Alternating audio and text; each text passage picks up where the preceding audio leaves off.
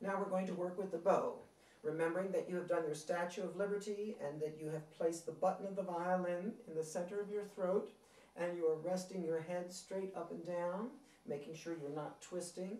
You have the violin in position.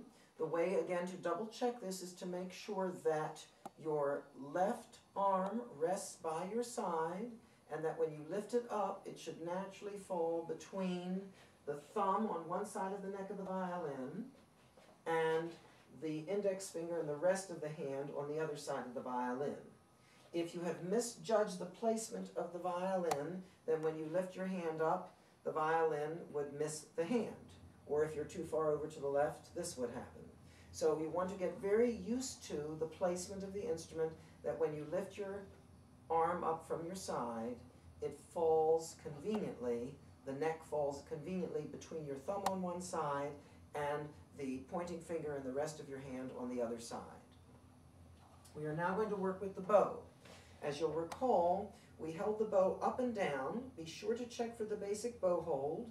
Remember the silly story about the elephants, the baby elephant, the baby bird resting on the side nearest the top, but not on the very top, and the bent thumb representing the bent crocodile's nose in the water below.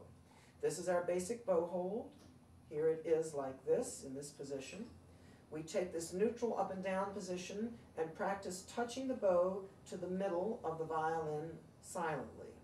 So you're in the middle of the bow and between the fingerboard and the bridge, touching silently. Practice doing this windshield wiper movement.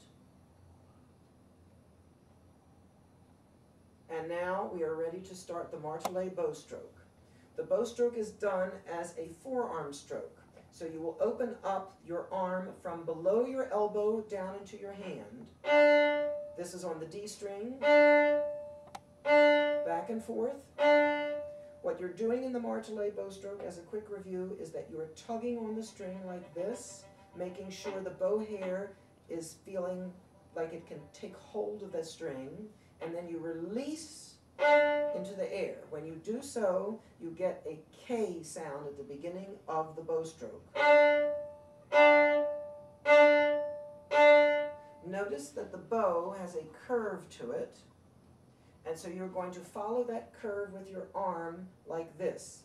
Do not push straight, and do not try to push against the curve of the bow, but simply give in to the curve of the bow for the best Martele sound. If you listen carefully, you will hear that there's a ring. If you press too hard and you keep that pressure constant, then the sound will be choked and it will sound more dull. And that is to be avoided.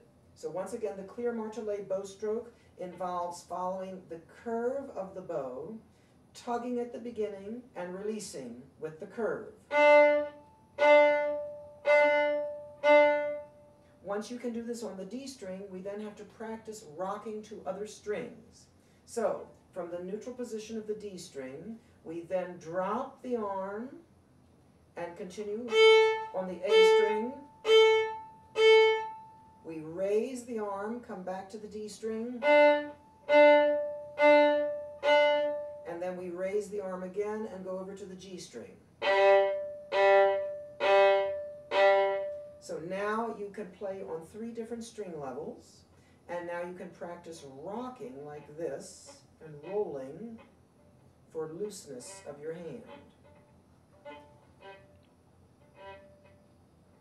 We're now going to rock down to the E string and complete the Martele exercise on the violin on the highest string. Notice that the angle is almost straight up and down at a perpendicular with the floor and the ceiling. As you raise your arm to the A string level, the angle is less severe. As you raise your arm again to the D string, less severe, and by the time you're on the G string, it's basically parallel with the floor or the ceiling.